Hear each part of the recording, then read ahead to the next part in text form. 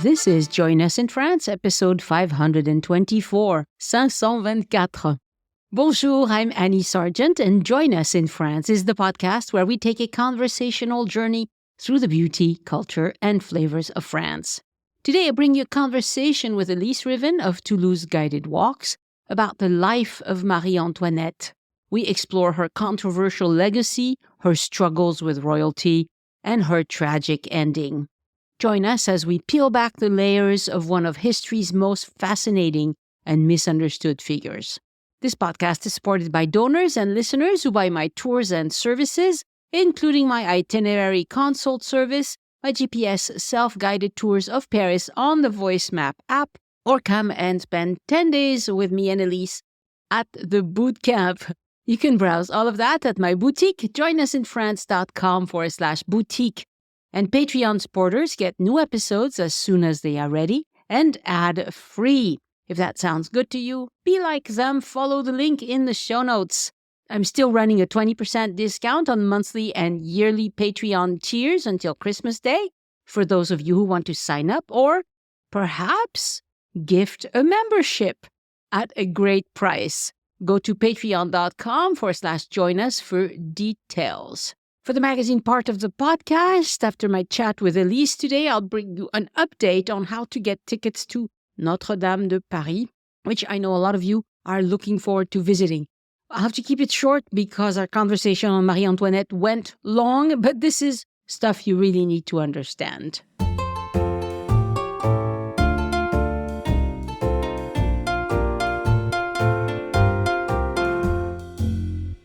Bonjour, Elyse. Wonderful topic today. Well, good, interesting, kind of sad at the end.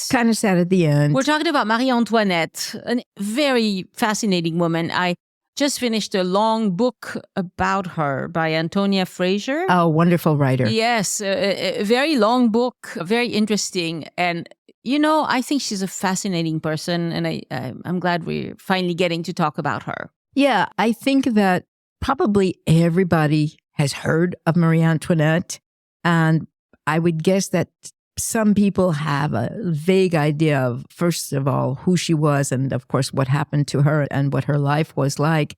But it is a fact that she is extremely controversial, and she is someone who I think there's a lot of ambiguity about her and about her existence and what she was and what she did.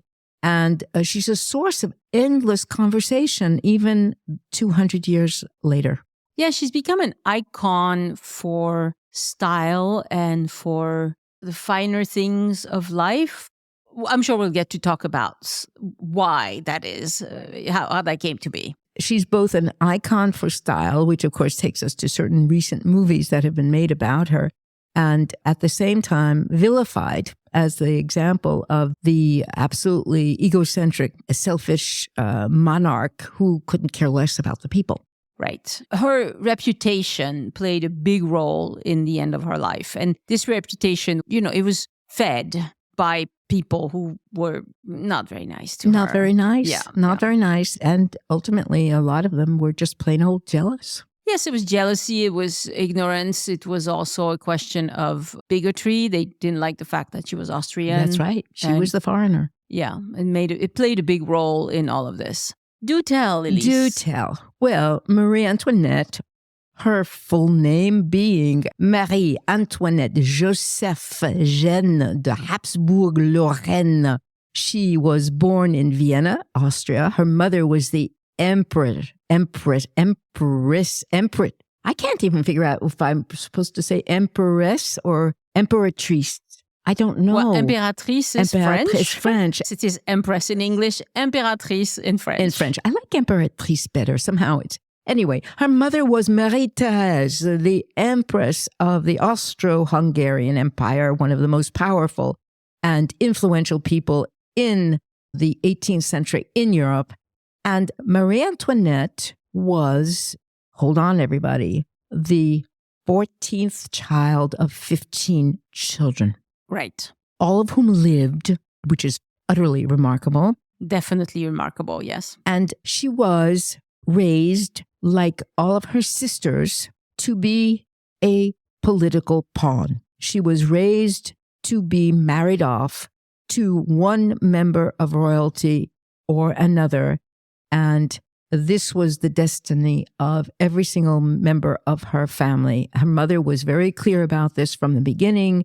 This was the role of this family. And they were brought up with an idea, which of course stayed with her, I think, probably her entire life, which was that this was a God-given destiny to be a member of the royalty. And certainly it seems from everything everybody has ever written about her that she just accepted this destiny in her life. She was not very well educated, which is one of the things I find very interesting. She was taught to play music, to love dance and theater, and be well dressed, which of course became one of the major elements of her existence. But she was not given a solid education and could barely read and write. Right. When she arrived at the French court, they were a little bit surprised that she was not a reader, because in those days you had to pass the time and there was no TV, there was no internet, people read. And eventually they got her used to reading kind of the romance novels of the time, the light, easy reads of the time. But when she was required to read something more arduous, she would ask someone to read it to her. And she could pay attention for, a good long time. But when reading herself, she preferred the light stories that were essentially the romance novels of the time. Yeah, they still hold a lot of interest today. So now, Marie-Antoinette was betrothed, and I love that word. I don't know why. She was betrothed to the Dauphin of France, that is the first son of the king, who is the one who became, of course, Louis XVI. She was betrothed to him, that is, the marriage was arranged and the contracts were signed when she was 7 years old. Marie-Thérèse, her mother, made sure that each one of her daughters had a marriage arranged when they were very young.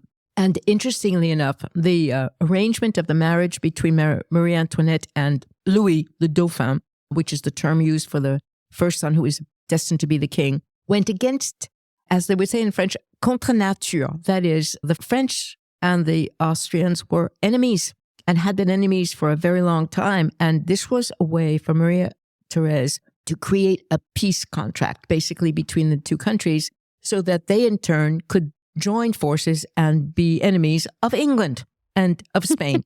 So all this is manipulation and calculation. And of course, Marie-Antoinette had nothing to say about it. And who knows if she even really put up any protests about it. There was apparently only one of her sisters who, by dint of having a very strong character, convinced her mother that she could marry the man of her choice. But Marie-Antoinette seems to have been someone who was relatively passive and just accepted her destiny. Right. And she had a very strong-willed mother who, like you mentioned before, was just determined to have her daughters be the rulers of Europe. She wanted to place them strategically. And she insisted, there was a lot of correspondence between Marie-Thérèse and Marie-Antoinette, her daughter, and she insisted on tracking her daughter's periods. She wanted to know when she was going to be fertile, and she wanted to know the details of what was happening with the king and things like. She was a piece of work, that woman. She was extreme. She was one of the most influential and powerful people of the entire 18th century in Western Europe. But what I find fascinating, so here we are. So Marie-Antoinette is betrothed to Louis. Of course, she has never met him. And when she is 14 and 3 months, she has her period. And that is the moment at which they announced that the marriage can take place. Right. She was a womb. That woman was a womb. And of course, her mother enforced that. And seeing that the mother herself had 14 children, it's not surprising. This is what happens in the world to this day in certain cultures. This is what women do. They have babies. The end. Unfortunately, that is true. In 1770, she was married by procuration. She was married in absentia to Louis, and then 2 days later left Vienna and went with her entourage to the border between what was, of course, at this point, the southern parts of Germany, part of the Austrian Empire, to the frontier between France and her empire. And this is just this is actually incredible. I reread this about 4 times to really, truly put this into my head. This is the moment when she sees Louis for the first time. Well, that we know from other stories about royalty in the past that this is not so unusual. However, they make her strip. They have her take off every piece of clothing that comes from Vienna. They tell her that from now on she will be French and she must wear French clothing. And of all of the ladies in waiting and the people who come with her, they allow her to keep only 2. And she was told when she was younger that she would never be accepted as the wife of the Dauphin unless she learned French. So she did indeed learn some French. And in spite of her lack of formal education, she apparently did speak in French to Louis when she met him for the first time and insisted from then on that she be able to speak French with the people of the court. But the French people and most of the people in the court resented the fact that there was going to be a foreigner, and particularly an Austrian, who was going to marry into the family. Right. So this has to do with just prejudices and politics. But people in France really hated the Austrians and the Germans in general and wanted nothing to do with that part of reality, I guess. It must have been really hard for a little girl that was born to believe, like when you are the child of a king, that, you know, you're on top of the world, you're the cat's meow. And then she gets to France and she's like stripped of all that sort of, I mean, she's both admired, feared, and debased. It's really strange what they did to her. It is extremely strange when you consider that most of the kings for centuries had intermarried with English princesses and Spanish princesses. And there was no problem with that kind of intermarrying because, in fact, all of them would wind up being cousins no matter what, right? They were all cousins. But this was the Viennese, this was Austria, this was the ultimate enemy of the French. And she was also struck immediately, and unfortunately for her, this became part of what made a great amount of resentment towards her. She was immediately struck and horrified by the rigidity of the protocol of the French. So that from the minute she met Louis and she had this entourage that greeted her, everything that she did was codified. She was not allowed to have any freedom in her gestures of any kind. And this is, of course, what eventually turned her into the person who created her frivolous, it was what they would call it, farm and her little theater and her escape on the park of Versailles because she suffocated. Aside from the fact that she assumed that she had the divine right to be who she was, she could not believe the rigidity of the rules and regulations. And immediately all of the women who were members of the ladies in waiting, the members of the court, they just looked their noses down at her because she was not up to their standards of behavior. Well, and she could have never gotten to that standard because she was a foreigner. So, you know, even if she tried, no matter how hard, she couldn't win this one. She was going to be like... She also immediately, so they were married, and of course she comes back and she's brought to the court in Versailles, which of course is now the seat of the power because Louis XV is still the king. And at this point, he's on his way out. It's the last few years of his life and his reign. And he has as mistress Madame du Barry, who is, of course, a local girl from around here in Toulouse, and who has created an enormous court and stylish designs and has become she was the influencer of the time. She was just amazing. And Marie-Antoinette refuses to talk to her because she was basically a high-class prostitute who became a mistress of the king. And because Marie-Antoinette is literally pure royal blood, she decides that she doesn't have to deign to talk to her, so she makes an enemy of the king. Mm-hmm. And this lasts for almost the entire 4 years until Louis XV does die. And she is convinced by certain women in the court who befriend her that she needs to tone it down. And so one day, in the process of receiving all of the people in the court, she turns to Madame du Barry and she says to her, "There are a lot of people here today, aren't there?" And this breaks this sort of ostracism. And this is the only time that it is known that she directly spoke to Madame du Barry. And then, of course, what happens is that in 1774, when she is 18, And Louis is what, 19, 20? He's about 2 years older than her? Not quite. They were close in age. Louis XV dies, and lo and behold, her husband becomes Louis XVI, and she becomes Queen of France. Right. They were both young, They were both very young, yeah. Which was not unusual, in fact, in the history of the reigns of various kings and queens. But, of course, they were neither of them prepared. Louis XVI, because that was not in his personality to be king and had no interest, unfortunately, in being king and was extremely timid. And one of the things that did happen, and this is when you talk about the correspondence, there was an enormous amount of correspondence also between her mother and her priest, who was sent to kind of spy on her and see if he could encourage things. But there was no baby. She wasn't pregnant. She was married in 1770. By 1774, there was still no sign. And in fact, most people think that, in fact, the marriage wasn't even consummated in those years, that they were both so incredibly timid and inexperienced. And she was not about to take what's the word we use? Take the lead? Take the lead, yes. She was not about to take the lead. Yes. So Antonia Fraser discusses this at length. It sounds like Louis XVI had some mechanical issues that he could have benefited from circumcision, but he hadn't been. And so everything worked, but could be painful. I see. So they didn't go all the way. Right.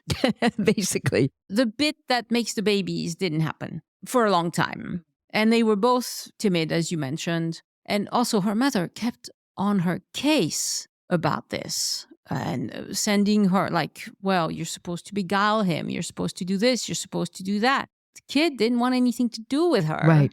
So anyway, it was difficult at first. It got resolved. They had several children later, but it was rough at the beginning. The story is that somebody actually, I don't remember who, perhaps you remember. It was her brother. It was her brother. Well, her brother was, in fact, one of the things, of course, that makes it very dramatic is that when she left Vienna, that was the last time she saw anybody in her family except the one time that her brother Joseph came to the court in Versailles, and he was sent by their mother to see what was wrong and why she hadn't already had any children. Right. So he came and he had a man-to-man with his brother-in-law and explained the birds and the bees, I think. Yeah. It's crazy to us that they would be that unable to discuss these issues openly or seek therapy because, they had doctors. Yeah, but you're a king of France. You don't talk about these things. And he sounds like he was somebody extremely shy and reserved. Right. And so showing his junk to his brother-in-law, who was an emperor, was fine, but not to doctors. And I doubt very much if she would have, she was raised, and clearly it continues afterwards, with a strangely, probably very romantic and very unrealistic idea of what this was all about. She wasn't really told the bottom line about what we have to do. Right. So, yes. They needed some sex education and also some straight talk from people who didn't have hangups. That's not what happened. No, that's not what happened. And clearly neither of them had an extremely strong sex drive, which most adolescents would have had. But yes, they didn't. Well, they probably did, but when they were repressed. Like, look, they were married in absentia. Yeah. Because it would have been immoral for them to meet, heaven forbid that something happens that very day before they are married. Well, look, nothing happened even after they were married. But this is the mentality of people. They were really like, at the same time, she needed to be a womb, but she also needed to be a prude. Like, right. What do you want? Yes, and that, of course, is very different from the role of the mistresses, which, of course, Louis XVI, in fact, did not have, right? So, but there's another event that happens in 1774, which is before her first child, because she doesn't have a child until 1778, 8 years after their marriage. At a ball in Paris, she meets a Swedish nobleman named Axel de Versailles. And this man, now there is endless debate about whether they actually had a sexual relationship or just a very, very deep, very affectionate relationship as sort of friends, but more than friends. But this Swedish nobleman immediately basically was enthralled by her. And he was a faithful friend of theirs up until the very end. And he plays a crucial role at the very end in the last couple of years of their lives. He stays in Versailles. He becomes a military man who sees action. He leaves and he comes back 4 years later in 1778, which is in fact the year that she gives birth to her first child, Louis Charles. Right. So the Versailles is a complicated guy, but it's very clear that he had lots of mistresses. He had other love interests. Was it a physical thing or not? My guess is no, but Antonia Fraser says probably yes. Probably yes. Huh? We just don't know. At the beginning, it is pretty clear that Louis XVI never thought that his children were not his. Right. He never said, oh, I have doubts about this child or that child. So I think there was no there. I think they just, she was a romance book reader. That's right. She wanted the romance aspect of things. Yes. Which she wasn't getting with her husband because... No, he likes fixing clocks. Yes, he had other interests. He was a klutz, like... Oh, poor Louis XVI. Anyway, so in 1777, I like this date because it of course comes back to things that we've talked about in other podcasts. She has her first official royal portrait painted by Elisabeth Vigée-Lebrun, who is, of course, a woman who becomes one of her closest intimate friends and the royal portrait painter. Right. So another thing that I learned, and I don't know if we mentioned in the episode we did about Elisabeth Vigée-Lebrun, but before Elisabeth Vigée-Lebrun painted her, she had an official Austrian painter. Ah, I didn't know that. A woman as well. And then they said, no, you got to bring in a French woman. This is not going to work. And so they did bring in Elizabeth. Yeah. Who, of course, was a countess. So she was able to mix in Versailles society. I just want to correct myself because, in fact, the first child she had was not the son. The first child was Elizabeth. Right. She had a daughter first, who winds up being the only one who actually survives this whole horrible story. No. In 1780, her mother dies. And so we are talking 10 years after she has been sent to France. And she, of course, during this time, never, ever saw her mother again, dealt with correspondence from her mother through her brother Joseph and through other intermediaries.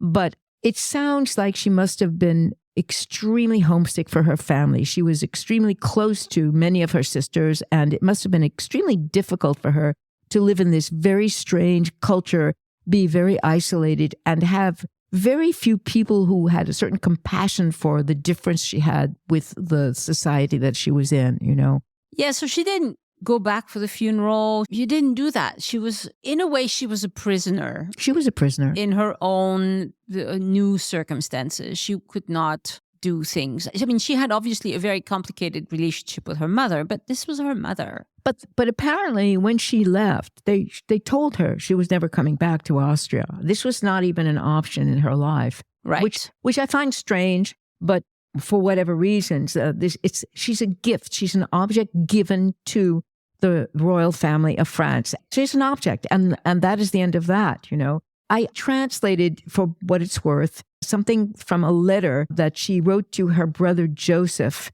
Her mother dies in 1780. In 1781, she does have her first son, who is her second child, Louis Joseph, who unfortunately does die at the age of 7. There is a lot of tuberculosis. There's a lot of child mortality, and he lives to be 7, but is in relatively poor health and then does die. Yes, and he had spinal tuberculosis. He had spinal tuberculosis. Which is very painful. Oh, that's awful. So the child was not thriving. He contracted this condition very young, and he just didn't thrive. He didn't thrive. Yeah. So we come to basically the year 1784. She has maintained a friendship with the Count Fersen, who comes and goes and comes and goes and manages to get himself a post with French military so he can be close to Versailles and close to her. And at the same time has lots of mistresses. And she has reached the point where finally, after 14 years, so how old is she in 1784? 14 years later, she's 28. she starts to realize how much the people of France do not like her and how much they don't trust her. And of course, she has become spendthrift. She spends an enormous amount of money. I think it sounds to me that in a life of utter boredom for her, she decides that the only thing she can do is entertain herself. And so she has a small group of very intimate friends, and she has parties, and she spends a fortune on clothing and a fortune on hairdos and a fortune on jewelry. The king, her husband, give her the Petit Trianon as a playhouse, literally. And she has the workers of Versailles build her a farm where she brings in animals and where she can go and take off the clothes that she has to wear in the court in Versailles and wear simple clothing and play at being something other than the queen. Right. So she also did theater performances to entertain herself. And according to Antonia Fraser, she didn't dress up as a farm girl other than when she was on the stage. So maybe, I don't know, I wasn't there. But it's really very clear that one of the things that happened to her that shocked her when she was very young is that French women would wear a lot of rouge. Yeah. And she hated it. She thought it looked really awful, but she had to do it. And so once she emancipated herself a little bit and came more into her own, she decided that she was going to put away the rouge a little bit and get her own style. And we have to also understand that at the time, people read pamphlets. So you had a lot of people who were connected to the court, gossips, things like that. And it was very entertaining to print out not a whole book about her debauchery and all that, but pamphlets that would just make fun. Make fun. So they would base it on the visit of a certain gentleman to the court or whatever. And they will make a whole story around it, saying that she was drunk and she had an orgy. And it is very obvious. She never drank any alcohol, as far as we know, in reality. And she never had orgies. But there were hundreds of pamphlets that were printed. And, today we say, oh, people believe the shit they read on Facebook. But and fake information. Yes, but this was always the case. And stuff like that sells because that's what people want to read. That's what people want to hear. They want to get, they don't like Austrians. So they want to hear that this Austrian queen is really a horrible, horrible, baby-eating monster. Right. Ruining the economy.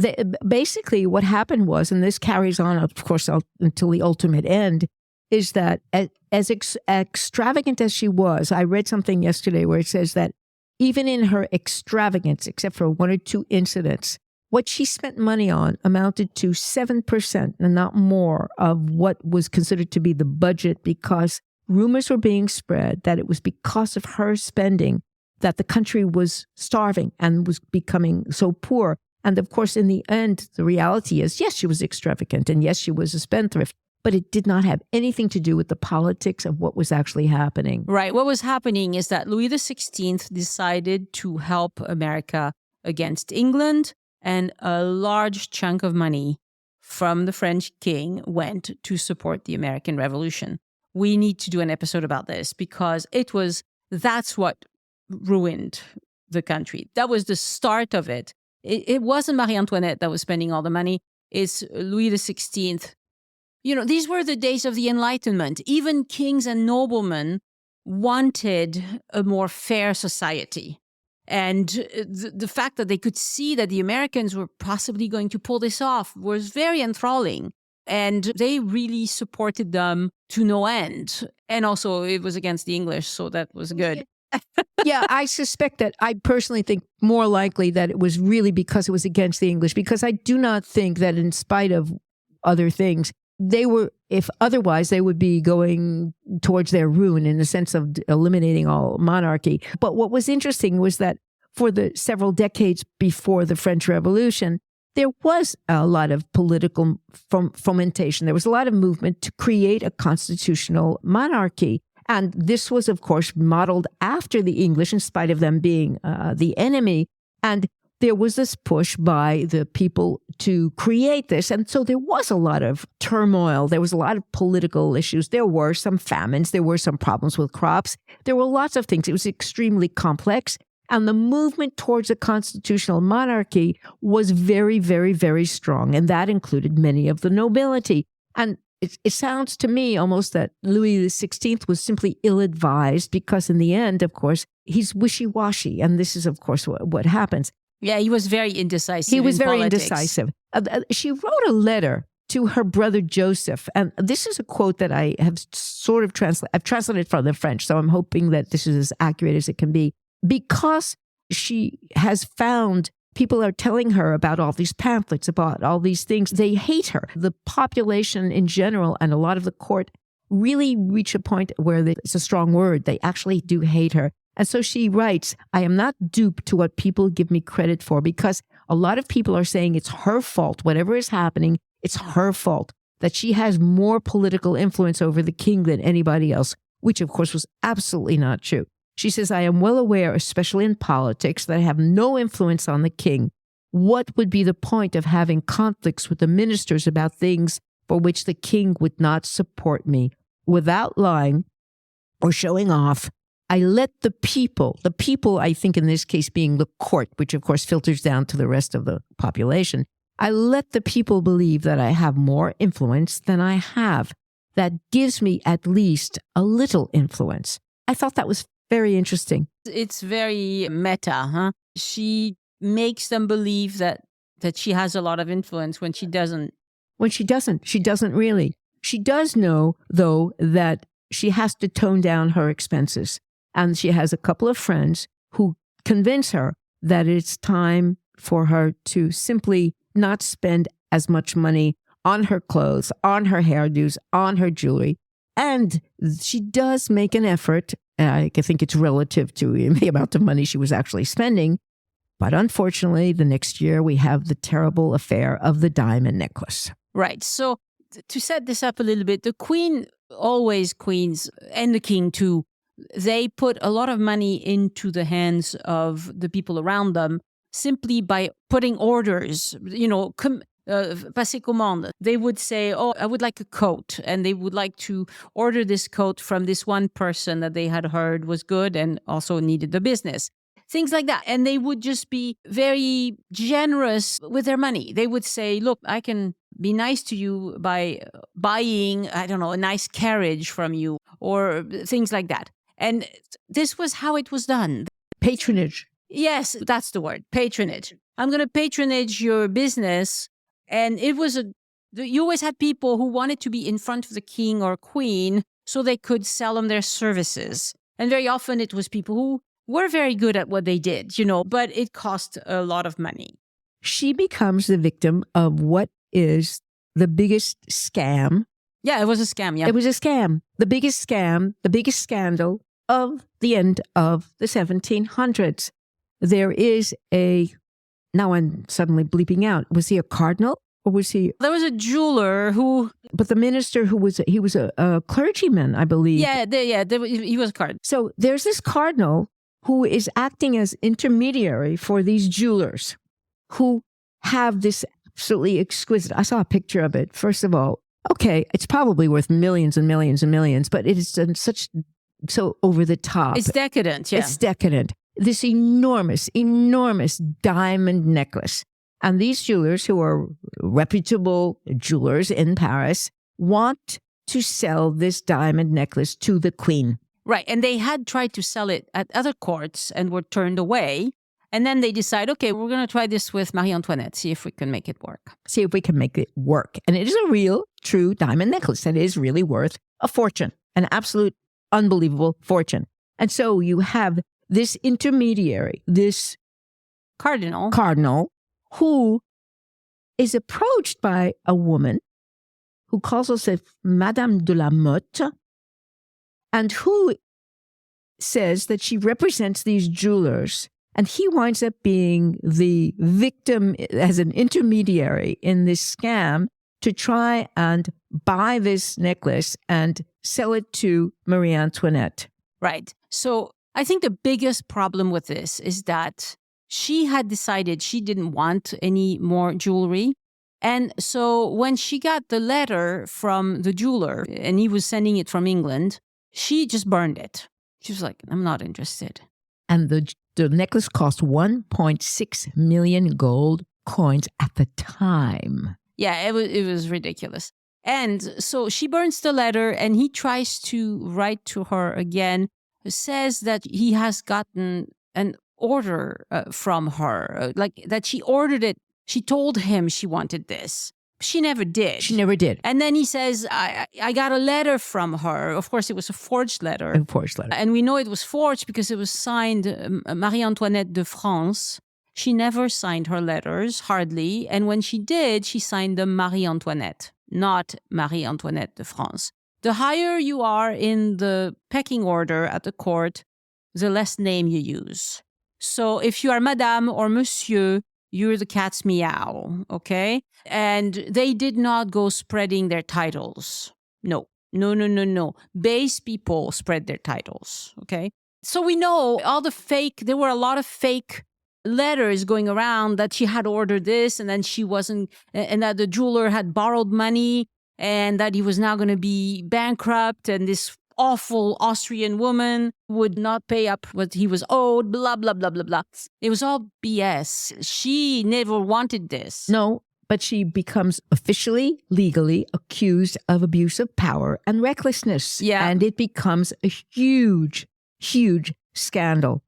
And even though she is exonerated and they can actually prove that she has nothing to do with it, and this Madame de la Motte turns out to have been simply a high-class prostitute who was imitating a member of the aristocracy to sell this scam, it adds to the hatred that the people have because they do not trust her and they do not believe that this foreigner, she's called Madame Deficit.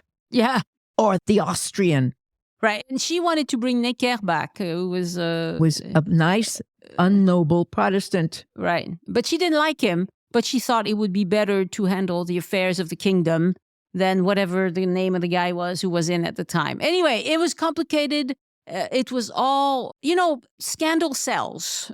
And it was selling a lot of pamphlets, and everybody was very happy about this. Like, woo, yay, a good story. Yes, not only a good story, but I think that if you can imagine that we're already in the 1780s, this is 1785, this is not that far before the actual revolution, there is enough unrest, there is enough dissatisfaction, there's enough resentment towards the monarchy that she suddenly becomes the ultimate target, and she is considered to be the reason why everything is going bad, when ultimately that has nothing to do with everything. Very little. Yeah.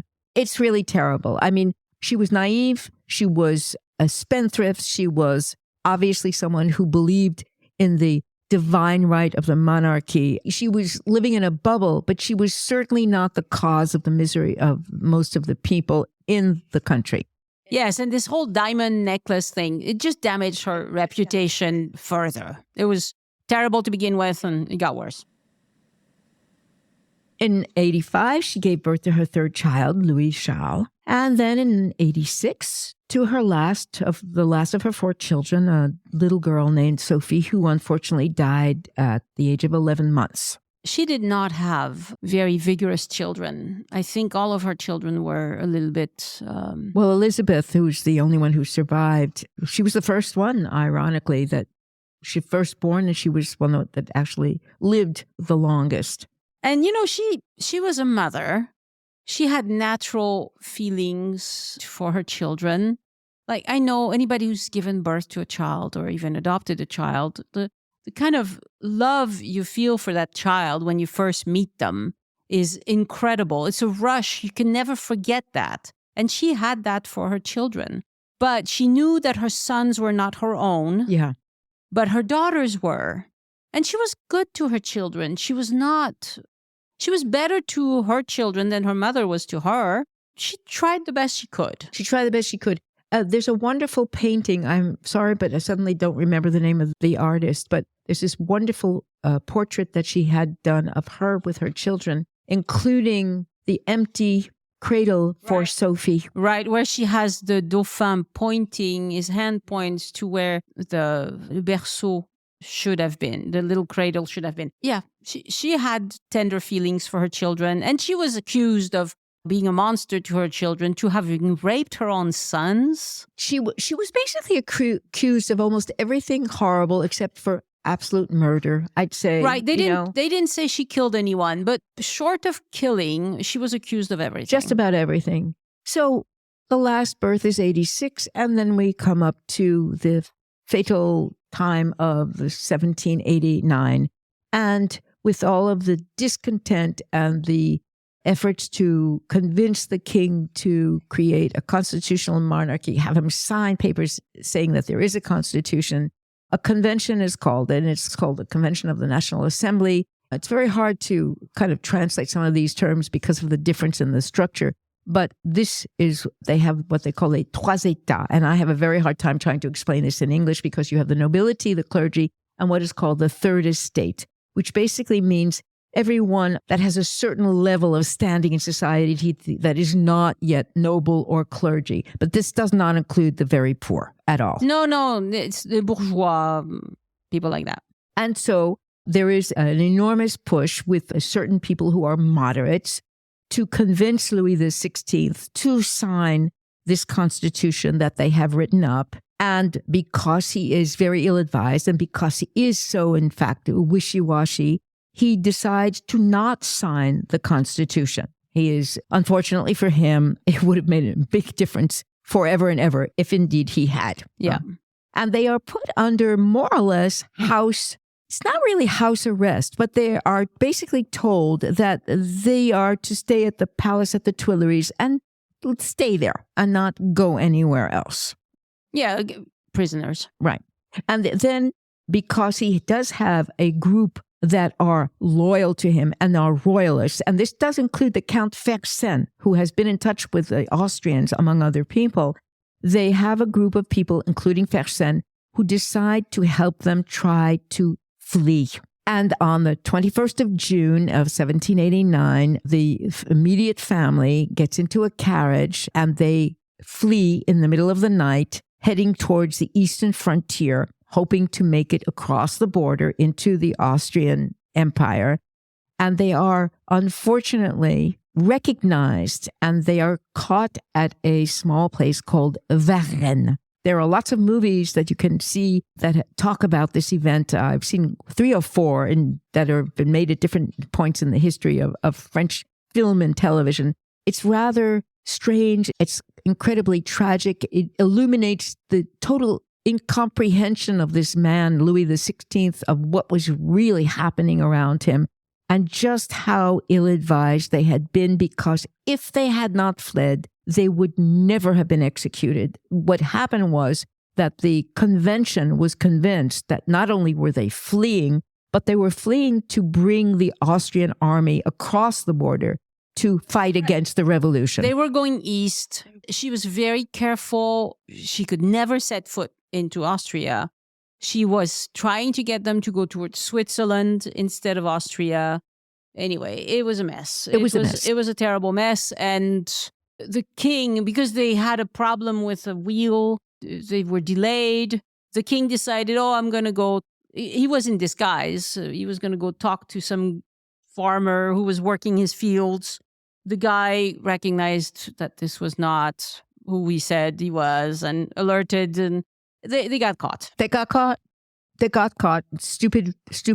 But, I'm not sure if this hadn't happened, if they would have saved them. I mean, the people of France were very, very angry. Yes. And they needed some blood. And they got the blood. And even very reasonable people who wrote some very good, reasoned arguments, they still condemned the king to die. And they still condemned her to die. I think there was a thirst for blood in the population.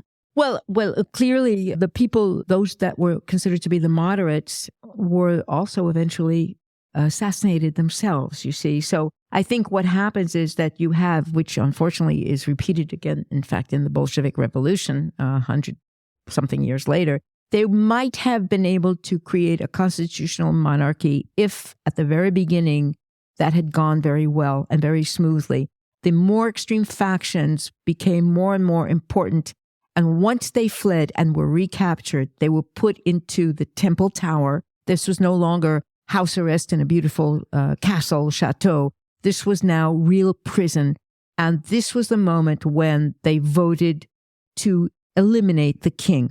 At first, I think from what I read, they would not have eliminated Marie-Antoinette. This is not what happened. It was little by little that this hatred boiled over. So, of course, killing the king wasn't enough. It wasn't enough. It really wasn't enough. It didn't satisfy everybody. And so they had to keep going until they killed her and most of their kids too. Well, she was separated from the two children, basically, who left. And her son, unfortunately, who was kept in prison, but with somebody who was kept with him, he died of what they think was tuberculosis also.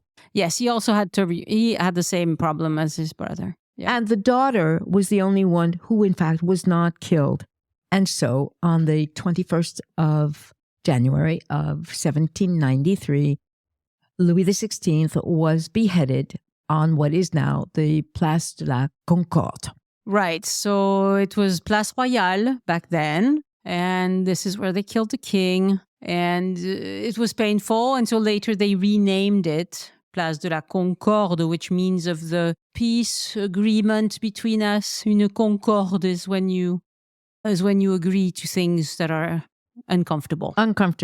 Now, at this time, Marie-Antoinette is separated, of course, from her children, and she is in prison, but they have not yet decided whether they think they have to kill her or not. There is a faction that believes that having killed the king is sufficient, that they really do not have to get rid of her because she is not the person who was in power.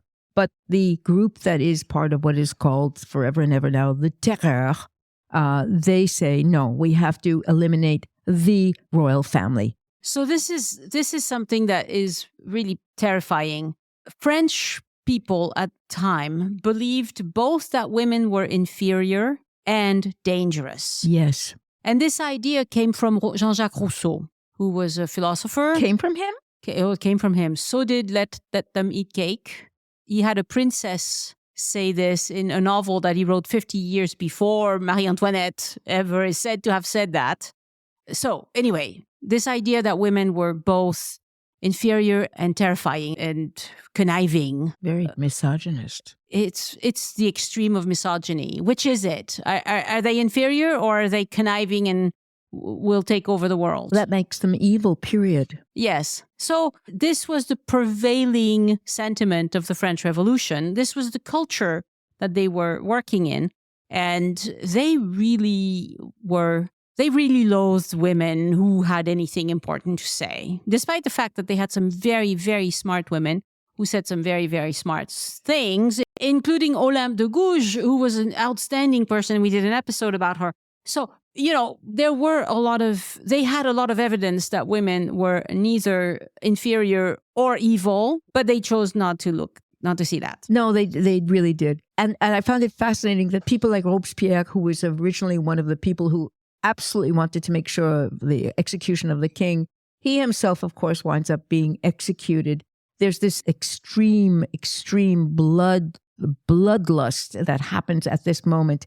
And so they decide after months, because Louis XVI is killed in January, she has been kept in prison, isolated, and not able to see either of her children. And in October, they drag her actually into the court, and they accuse her of incredibly vile things. Yes. And they decide immediately that she is guilty, and she is convicted of high treason.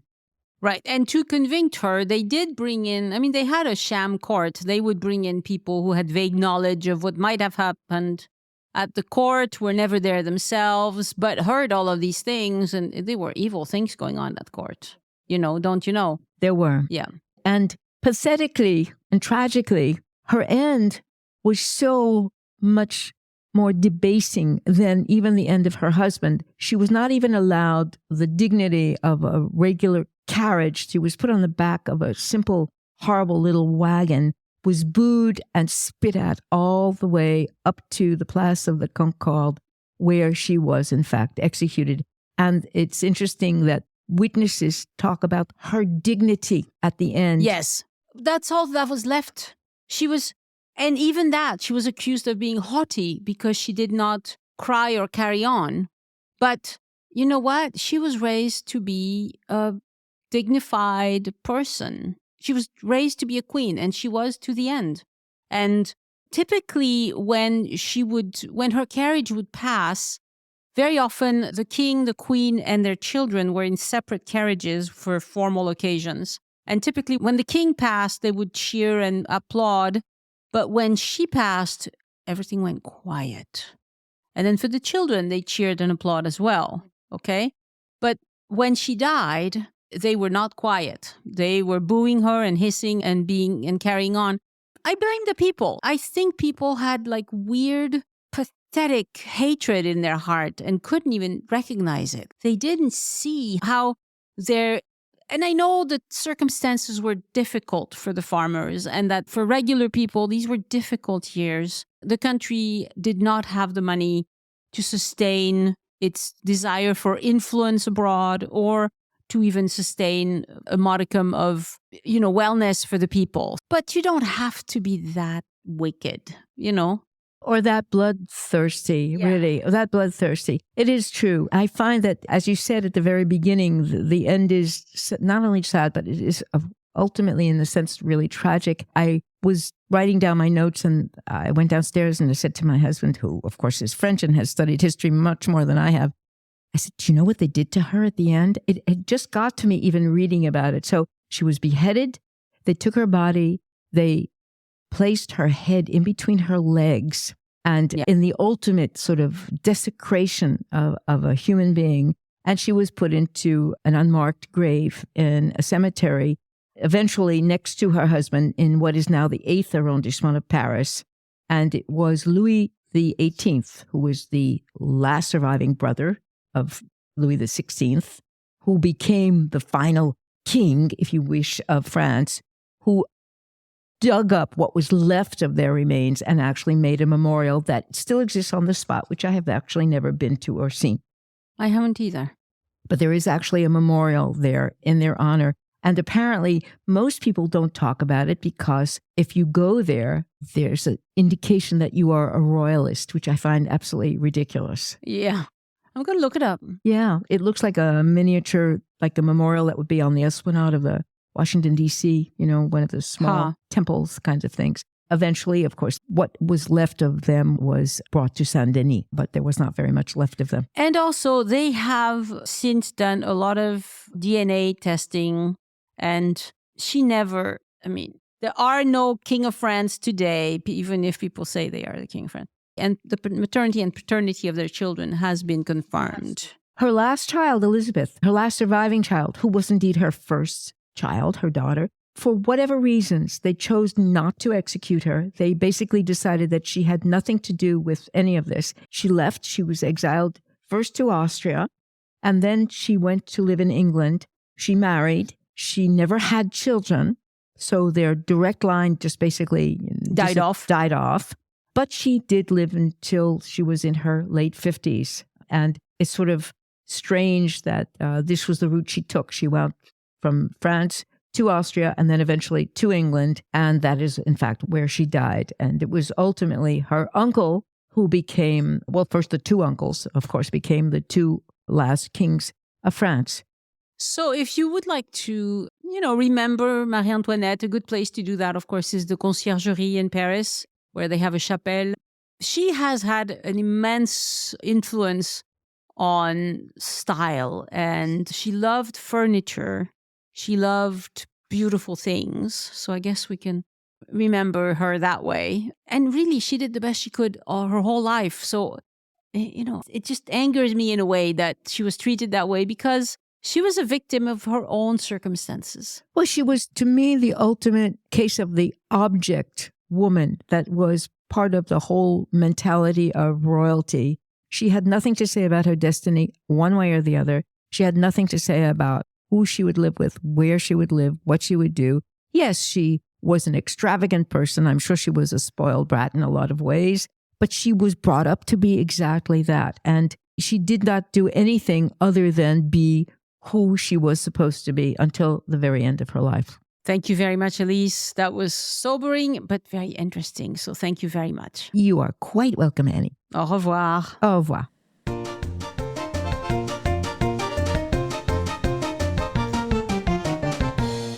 Again, I want to thank my patrons for giving back and supporting the show. Patreon supporters get new episodes as soon as they are ready and ad-free. If that sounds good to you, be like them. Follow the link in the show notes. Patrons get more exclusive rewards for doing that. You can see all of that at patreon.com/join us. Patreon, join us, no spaces or dashes. And a special shout out this week to our Join Us in France champions, Howard Hack, Suzanne, Bobby Heath, and Janice Fox. And to all of my current patrons, it is wonderful to have you on board in the community of travel enthusiasts and Francophiles who keep this podcast going. And to support Elyse, go to patreon.com/ElyseArt, ELYSART. This week, I published a bonus episode about the reopening of Notre Dame, and I'll be sharing some links for Zoom meetings very soon as well. Somebody left this review of my voice map tour this week. It was about Le Marais. We really enjoyed this voice map tour. It was so easy to use, nicely paced, informative, and all with the delightful and warm voice of Annie Sargent. Perfect way to explore the Marais. Highly recommended. Well, thank you, whoever you are. You probably listen to the podcast, so I hope you hear this. My voice is not so sweet today. It's winter. Thank you very much for reviews. And remember, podcast listeners get a big discounts for buying these tours from my website. But if you buy directly from me, it's a manual process. So do that a few days before your trip, and I will send you the codes. And if you want to see more reviews for these tours, go to joinusinfrance.com/VMR, which stands for Voice Map Reviews.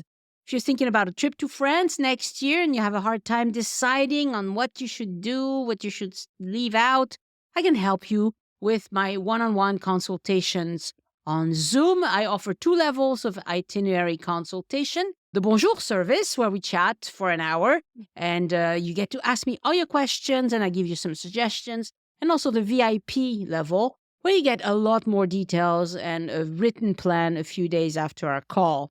And you can see all the details and book at joinusinfrance.com/boutique. And also remember that I am an Amazon affiliate. So if you'd like to support the podcast while shopping for Christmas, isn't that what we're all doing these days? Type joinusinfrance.com/Amazon into your web browser.